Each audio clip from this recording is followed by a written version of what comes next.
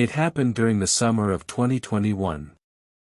At the time, I was 19 years old and working part-time as a babysitter to earn extra money before college started again. One Friday evening, I received a call from a family I had worked with a few times before. They needed someone to watch their 2 children while they attended a dinner event in downtown Chicago. The job seemed completely normal. The parents left around 7 p.m. The children were easy to manage. After helping them finish dinner and watching a movie together, I put them to bed around 9 p.m. The house became completely silent. I sat alone in the living room scrolling through my phone. A few minutes later, a text message appeared on my screen. The message came from an unknown number. It simply said, "Check upstairs." I stared at the message for a few seconds. I assumed it was a prank.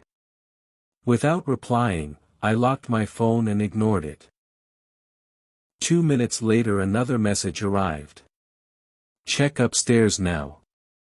A strange feeling settled in my stomach. Nobody should have known I was alone in that house. I looked around the living room. Everything seemed normal. The lights were on. The television was muted. The children were asleep. I convinced myself it was just a random prank and ignored the message again. Then my phone rang. The same number. I didn't answer. The call ended after a few seconds. Immediately another text appeared. "I'm trying to help you." At that point I felt genuinely uncomfortable. I decided to walk upstairs and quickly check the bedrooms. The children's room was exactly as I left it. Both kids were asleep. Nothing looked unusual. I checked the bathroom and the guest room. Everything seemed fine. Feeling relieved, I returned downstairs. A few minutes later another text arrived. "You didn't check everything." My heart started racing. How could this person know I had gone upstairs? Was someone watching the house? I quickly looked out the windows. The street was empty. No cars. No people. No movement. Then another message appeared. "Look in the attic." I froze. I didn't even know the house had an attic. The sender then described exactly where the attic entrance was located. At that moment I felt terrified. The description was correct. The attic access panel was located in the hallway ceiling upstairs. I grabbed my phone and slowly walked back upstairs. Every step felt heavier than the last. When I reached the hallway, I looked up. The attic panel was slightly open. I was certain it had been closed earlier. A cold chill ran through my body. I immediately called the children's parents. No answer. I called again. Still nothing. Then another text arrived. "Do not open it." My hands were shaking. I backed away from the attic entrance.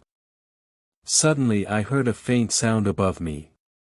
A slow scraping noise. Something was moving. I didn't wait. I grabbed the children from their room and locked all of us inside the master bedroom. I called 911. While waiting for police, the texts continued. "Stay where you are. Do not leave the room.